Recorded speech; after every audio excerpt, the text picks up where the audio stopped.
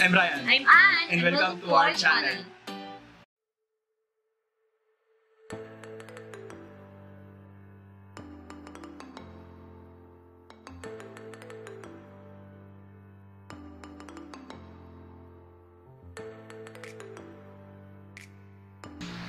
Magandang araw mga kasawlo. Ngayong araw po ay magmukbang tayo ng creamy lengua. Yay! Naniluto ko po. Meron din tayong, nagluto pala ako ng yung noodles ng pancit canton. Tapos yung sobrang sauce sa lengua, siya yung binagay kong sauce. Tapos meron din tayong broccoli, lettuce, at saka yung bigay ni Ate Karen na toko at baboy. So, ayan mga kasawlo. Sawlo po tayo. Sawlo po tayo. Sabay-sabay po tayong kumain. Mga tamo po. Tingnan muna natin yung lengua mo. Itong ginawa kong noodles. Ano ba? Sarap ba yung luto na isa? Baba ko na lang po ito dito. Pakitak sa kanila. Di ba? May carbonara ako. Yung po palang last video nung nakaraan, pasensya na po kung hindi ko naitago yung pagka-disappoint ko dun sa video dahil nga po sobrang nakakadismaya kasi. Tsaka ano po, kasi hindi kung alam mo yung kwento ka ng kwento, kasi mo tapos bigla na-corrupted yung video. Kasi nga po medyo nakakayaman sabihin pero na-miss po namin kayo kaya ganun po pala yun. Kahit ilang araw ka lang hindi mag-video. Nga po pala. Nakakamiss. Nga po pala, yung recipe po nito nasa description box below. Check nyo na lang po. Pancit canton, carbonara, lengua, ano yun? Lengua, isa din sa mga ano ko eh. Isa sa mga gusto kong pagkain. Nung kasing naglilihi si Sabi ito yung hinahanap niya nun eh. Kay ate Yvain. Parang itim ni ate.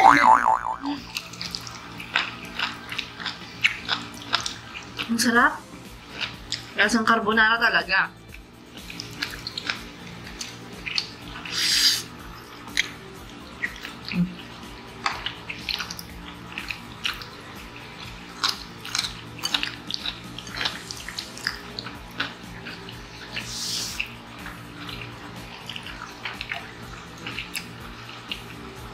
Try niyo po siya, masarap po siya.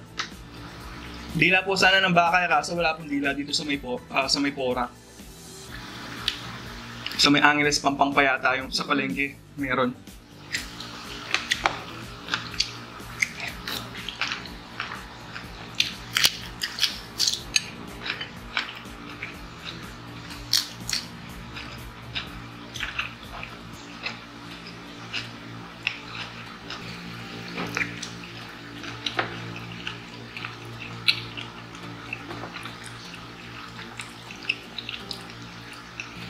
Tapos nga nun, dahil naglilihi nga si Sao ng ganito, mamamalahi kami. Gusto niya magpaluto ng ganito. Tinanong ko yung kaibigan ko kung saan meron nagtitinda ng ganito. Sabi ko, saan ba meron nagbibenta ng lengua dito? Tinuro niya sa akin, ibang tindahan. Nakala niya yung lengua, yung biscuit ba yun, yung yung binili Galing Baguio? Galing Baguio, ganun. Akala niya ganun yung hinahanap ko.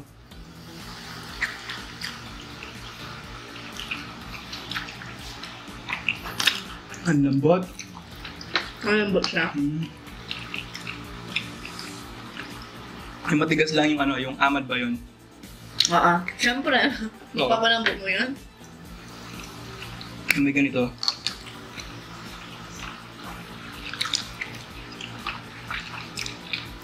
Grabe, the best.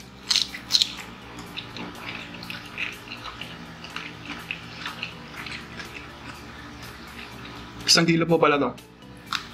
Isang kilong baka. Magkano gastos mo?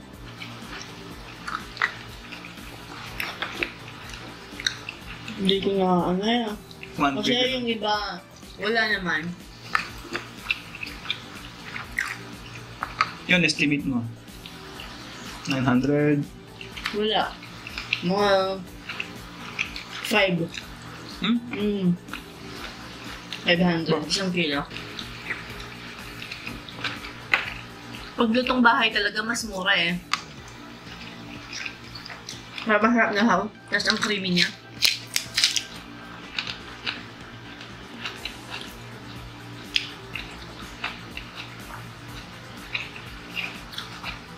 Bibili sana akong noodles na yung pampasta talaga. Kaso naisipan ko, ako lang naman kakain nun. Kaya sabi ko, bibili na lang ako ng pancit canton. Para mas mura. Masarap naman. Masarap. Parang carbonara talaga.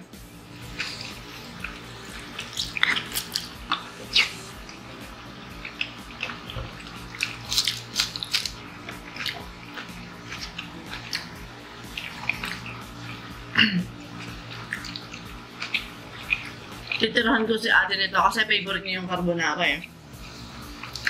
Atiyan ko siya. Subukan niyo po ito, oh. Sobrang sarap po. Easy lang naman siyang gawin.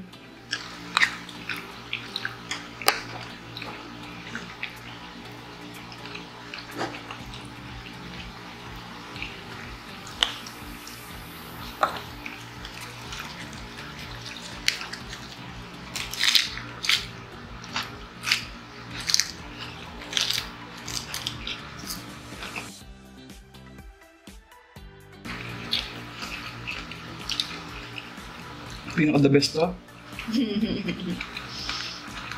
Gustong gusto ni Sao yung luto kong lengua, ganyan na Sao.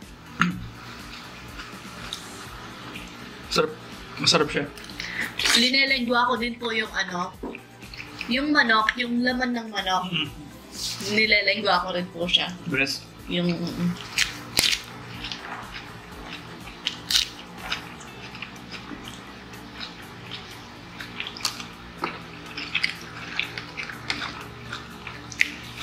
Buti na lang talaga. Marunong magluto si Sao.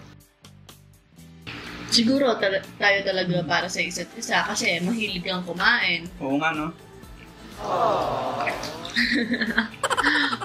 Tapos magaling ka magluto, no? Pwede din yun. Tsaka pinagdasal ko po kasi na sana yung maging asawa ko po marunong magluto. Kasi nga yung nanay ko, hindi po siya ganun kagaling magluto. Wala po siya masyadong alam iluto. Kaya swerte po na nakapag-asawa ko na magaling magluto.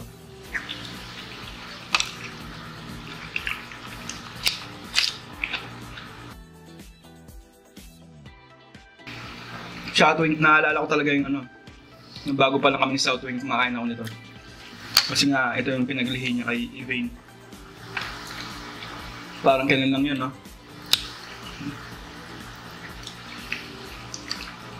Nabuntis kasi si Sao bago kami kasal. Mamamalahi na sila nun. Malahi ba? Mamamalahi. Tapos, naglilihi nga ako. Tapos sabi ko sa kanya, pwede ba yung dalhin nyo? Sabi ko, lengua. Magdala ka ng lengua, sabi ko. Tapos doon, nag-uusap sila sa sala, doon sa sala namin. Tapos pumunta akong kusina kasi naamoy ko, ang layo-layo, naamoy ko yung lengua. Parang tinatawag niya ako, sabi niya, An, sabi niya gano'n. Tapos lumabas ako, di nila alam. Sumusubo na ako ng lengua. Tapos tinanong nila ako kung nasan ako. Nakita nila punong-puno ng lengua yung bibig ko. Kinakain ko yung lengua. Ganun pala talaga pag naglilihi ka. Pag gusto mo talaga siyang kainin. Siya ako po lagi yung ang tawag doon yung... Siya yung naglihi. Pinapasa sa akin ni Sao. Di ba sabi nila pag inaakbangan mo daw siya, pag nakahiga kayo, yung Totoo asawa pala ng yun? lalaki. Totoo tayo, no? Mm-hmm. O kaya yung, ipupush mo yung tiyan niya, ganon, mapupunta sa kanya yung lihi. Pag hindi sinasadya. Kasi Pero pag sinadya mo, wala.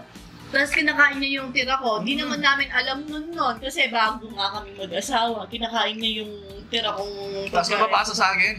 Tapos pagkatapos niya kinain na, Tapos tuwang-tuwa po siya nun. Natutuwa ako Pag nakikita niya akong ganun. pag nahihilo siya, tsaka naduduwal-duwal siya. Tapos daw ata, paliguan ka niya dapat. Mm. Kasi minsan walang bisa yung ganun. Yung laway, sabi nila.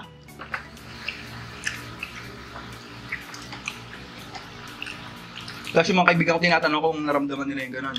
Wala man daw. Pero sobrang sakit yun. Yung hilo, para kang mamamatay sa sobrang sakit. Tapos yun, mawawala yung sakit. Sakit na nararamdaman niya.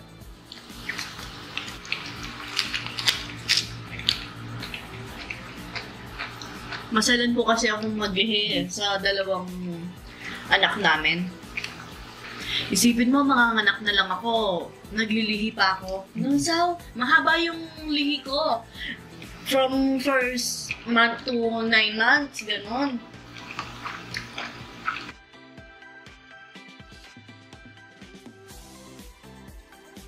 Mas masarap to kung dila ng baka.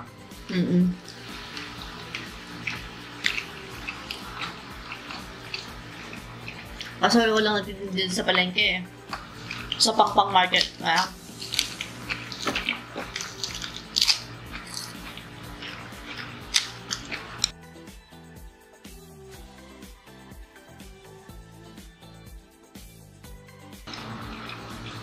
Panay ang tingin ko na sa screen eh. Baka maluba na naman tayo. Hindi ko nagagamitin yung battery na yun. Gusto ko na pupukin ng martilyo nung nakaraan eh. Kaya lang baka sumabog. Sabi ko pang picture na lang yan.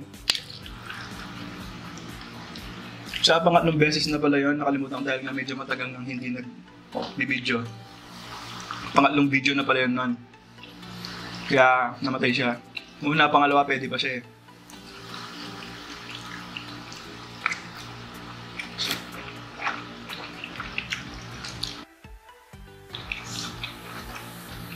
Minsan nga try ko din lagyan ng broccoli yung hindi na siya langguan na. Yung nga tinatanong ko sa'yo kanina, di ba? Alam ko kasi, beef broccoli pag ganun na eh. Di ba?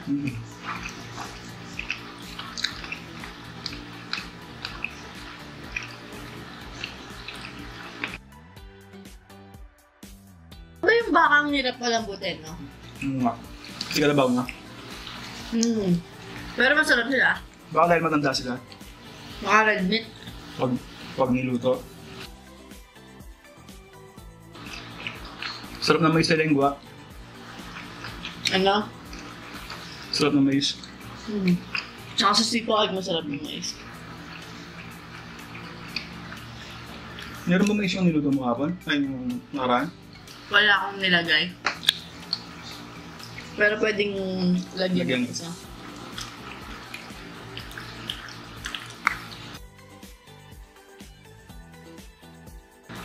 Grabe, ang sarap.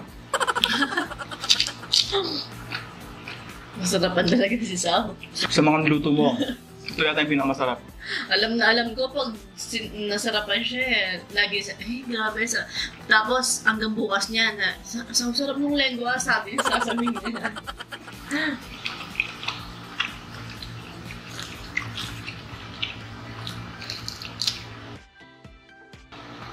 Pero dati po hindi ako mahilig sa mga ganito. Yung mga white sauce. Parang feeling ko wala silang ganang kainin. Sarap pala.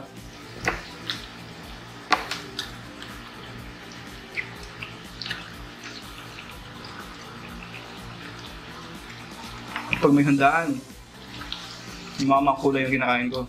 Menudo, asado, Ganun. caldereta. Asado yung sinasabi ko sa yung paborito ko din. Niluto ng nanay niya. Sarap. Nung bago pa lang kami sa kanila. Ay, may kasalanan po pala. Bakit ako tumaba yung nanay ni Sao, yung Benan. Napapagalitan ako pag di ako makain ng kanin. Kasi nagtatrabaho daw, tapos ano yung kinakain ko. Yun nga, doon nag-start. Tapos natikman ko yung kanin. Umuabo na ako nun. Tapos tirador siya. Tirador ng sobrang ulam. Malakas na ako sa ulam, malakas pa ako sa kanin. Kaya unang Dati. taon pa lang namin, lumabo na talaga ako.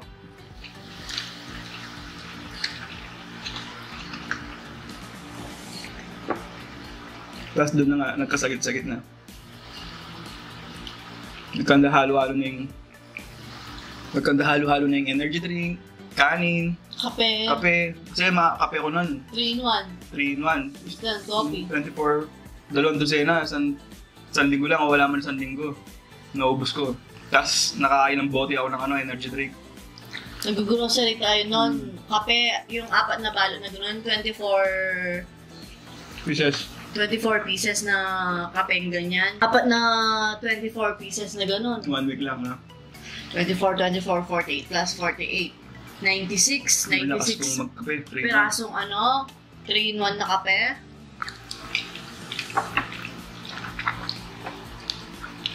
Tapos nung nagkasakit na siya, yun, tinigilan na niya.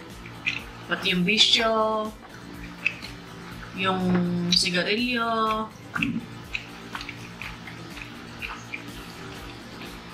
Siya, ang sarap po sa pagramdam yung walang yosi, walang alak. Yung hindi ko na po nararamdaman yung pagod gaya nung dati. Nung binata, medyo malakas-lakas pa yung resistensya eh. Tapos nung nag-asawa na nga, doon ko naramdaman yung parang malapit na ako mamatay. Naramdaman ko yun, malapit na ako mamatay. Anong classes? Parang feeling ko naubos na yung Energy. yung buhay ko kada araw na lumilipas.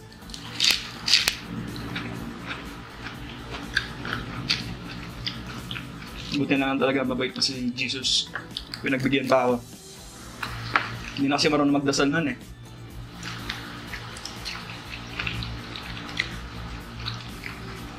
Imbis na magdasal ako, panay mura. Yung, ba't ganito? Ba't ako? Ba't ganyan? Laging ganun yung sinasabi ko nung araw-araw.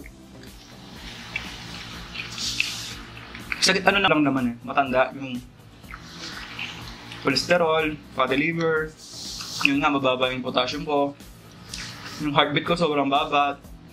42 lang ata na dapat ay 80 plus yung normal. Ano pa ba? Nagkasabay-sabay yun, no? Nakalimutan ko na lang.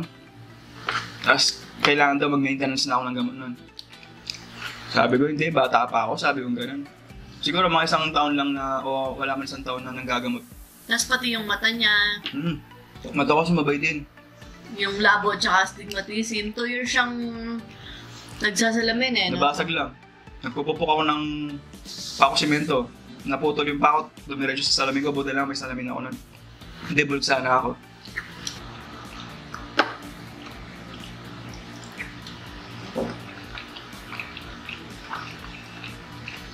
Sa mga nagtatanong po pala, sabi nila kasi, may mga nagme-message sa akin sa Instagram at saka sa Facebook. Bakit daw laging may gulay yung mukbang natin? Kasi po, sa dami ng kinakain namin, kailangan namin ng madaling i-digest, ganon. Yung madaling malusaw, para, ayun. Tsaka, masarap talaga yung gulay. Favorite ni Sao yung lettuce tsaka broccoli. Tsaka ito po yung gusto kong sa inyo, iparating yung ito nga po na pwede naman na hindi tayo magkanin, pwedeng gulay, pamalit natin gulay. Pwede naman tayong mabuhay. Yung nga lang si Sao kasi nagkakanin pa eh. Yun lang yung problema nung nagkakanin ka pa kasi imbis na, nanghihina ka kasi nga sana yung katawan natin, sana yung nahalap katawan. mo? Yung sugar pa yung ginagawang energy o fuel ng katawan natin. Pero pag nasanay na siya ng ibang diet, yun nga yung ginawa kong diet. Nasanay siya na yung katawan ko imbes na yung tinutunaw niya, yung fats na nung malinis pa yung diet ko na low carbs. Yung taba yung ginagawang, sarili kong taba na yung ginagamit ng fuel ng katawan ko. Imbes na yung sugar, kaya mas maganda kung walang sugar or carbs. O bawasan yung carbs, gano'n. Ganyan ito, kaya hindi po ako nagkakanin talaga sa mga nagtatanong po. Talagang iwas po ako sa kanin. Madami pa din kasing nagtatanong bakit di daw nagkakanin si Sao? Yung nga, minsan, siyempre, makain tayo ng spaghetti o kaya yung may harina. Yung nga lagi po sinasabi yung kanin nandiyan lang yan sa bahay. Pag tinikman mo yan, pwede kang matokso. Buti na lang, konti na lang yung kanin ko ngayon. Oo, konti na lang. Dati, isang buong plato, ganyan. Tapos konti lang yung ulam ko. Yung po palang group na sinalihan ko, ibang pangalan na po, Kifi na po siya ngayon. Keto and Intermittent Fasting International na siya ngayon. Ang cute. Okay. Kifi. Kifi. Kifi Media.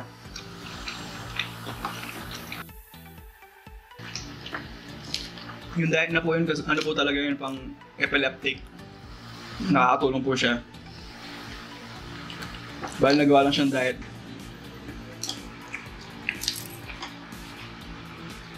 Sarap mushroom. No? Mm-hmm. Favorite ko yung mushroom na. The best din yung mushroom. Nga po pala, habang kumakain si Sao, magsha-shoutout na po ako. Ay, muntik ko Ubusin na ko na to. makalimutan. Ubusin ko na ba? Muntik ko nang makalimutan. Shoutout nga pala kay Baby Kisha May, anak ng former classmate ko nung elementary. Naiiya pa mo siya sa nakita niya ako, ayun yung nagmumukbang, sabi ng mama niya. Tapos tinatanong niya, nanong lagyo na? Sabi niya, ano daw yung pangalan ko? Naiiya yung bata. Hi baby, Kisha May Delphine. Shout out din kay Ate Joanne from Japan, pero taga San Agustin, Betis kami talaga. Belated happy birthday kay Irish Ronquillo. Shout out din kay Laika Bibe Lilo at Aina Montefalco at kay Kayla Peñas Briones. Hey, niloti. Shout out din kay Ann Takaw, Irma Escuadro, Ali N. Urbano.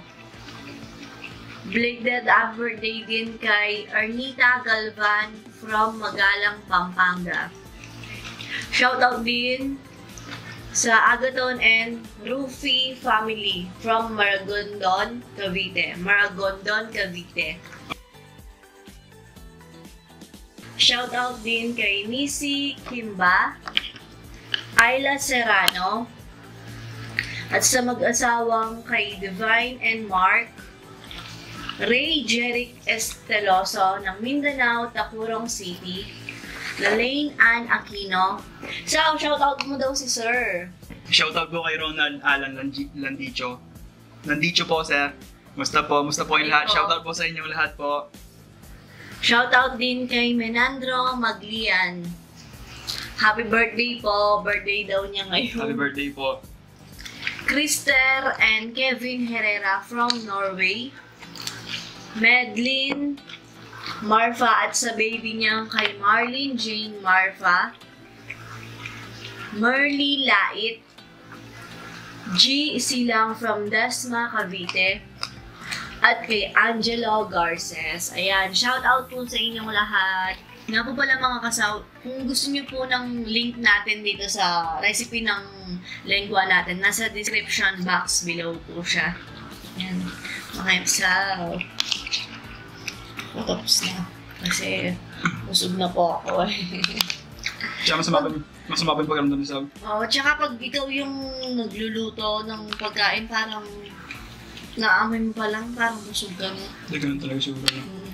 Para mga chef. Tinuloy lang ni Sab eh. Bigla sumama yung pakiramdam pagkatapos niya magluto. Nausog niya ata. Nasakto ba mo yung ano ngayon, yung lihi-lihi, yung story time natin, yung lihi-lihi. So kailangan tuloy. Naluto na naman kasi. Sayang naman. Tsaka para sa inyo po, para may recipe din tayo. Kasi ang daming nagtatanong ng recipe daw. Recipe. Yung nakaraan, kung nagkataon na fast food lang yan, hindi ko man po siya i-upload eh. Kaso nga lang po, sayang yung pagod ni Sao. Tsaka syempre po, yung para po makita na minukbang po yung niluto ni Sao. Buti lang po. Okay pa din po sabi ninyo. Kaya marami pa rin po salamat po. Inom lang ako.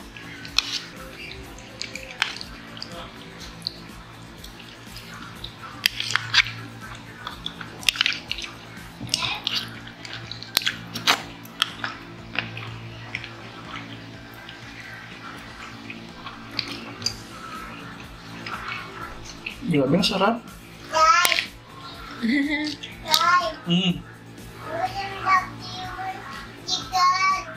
Dito si Ray Ray. Dabdi daw, chicken.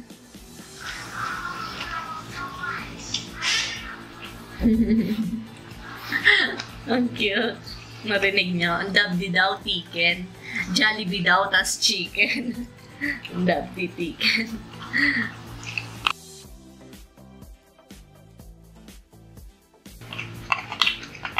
Big bite. Plus big bite. Si Ryan ang gugulo. Kaya napapatingin kami doon.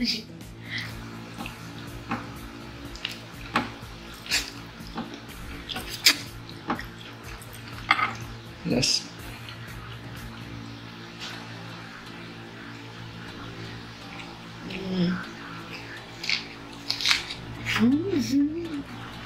Ang saya ko na naman.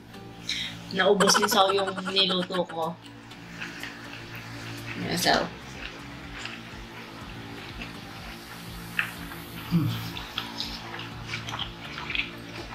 ayan. Taog. Coke Zero po pala to. Zero sugar. Moderation, pwede siya. Madalang lang naman. Ngayon lang tayo soft drinks. Ay, solve. Thank you po. So, ayan mga kasaulot. Dito na nga nagtatapos ang ating creamy lengua mukbang. Hanggang sa susunod. Paalam. Salamat Maraming po. salamat.